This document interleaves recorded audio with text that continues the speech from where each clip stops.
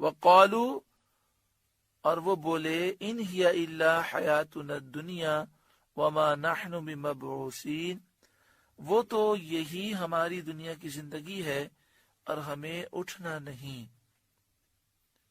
یعنی کافر جو آخرت اور آخرت میں اٹھنے کے منکر ہیں، انہوں نے یہ کہا ان ہی الا حیاتنا الدنیا، وہ تو یہی ہماری دنیا کی زندگی ہے، وما نحن بمبعوثین، ہمیں اٹھنا نہیں۔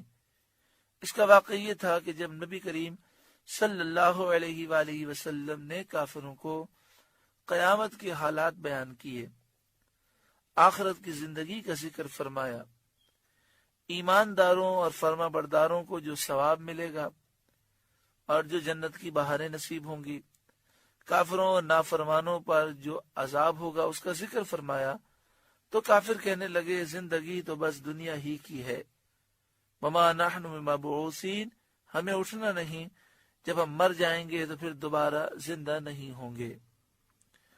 وَلَوْ تَرَىٰ إِذْ وُقِفُوا عَلَىٰ رَبِّهِمْ، اور کبھی تم دیکھو جب اپنے رب کے حضور کھڑے کیے جائیں گے، یعنی وہ وقت جب کل بروز قیامت کفار اللہ کے حضور کھڑے کیے جائیں گے۔ قَالَ أَلَيْسَ هَٰذَا بِالْحَقِّ، اللہ فرمائے گا کیا یہ حق نہیں ہے؟ اب یہاں پر ایک اصول ضابطہ سمجھ لیں، لفظ قالا یہ ماضی کا صیغہ ہے، اور قالا کے معنی یوں ہونے چاہیے اللہ نے فرمایا، الیس ھذا بالحق، کیا یہ حق نہیں ہے؟ لیکن اعلی حضرت امام اہل سنت نے اس کا ترجمہ فرمایا، فرمائے گا کیا یہ حق نہیں ہے؟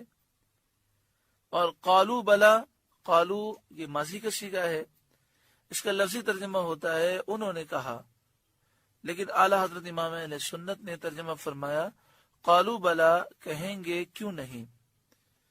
تو یہ بات یاد رکھیں کہ جب ماضی کا صیغہ ہو اور بات مستقبل کی جائے تو یہ علم بلاغت کا ایک اصول ہے کہ اس طرح یہ صیغہ ہوتا تو مستقبل کے لیے ہے، لیکن ماضی کا اس لیے استعمال کیا جاتا ہے تاکہ اس بات پر سب یقین کر لیں کہ ایسا ضرور ہوگا۔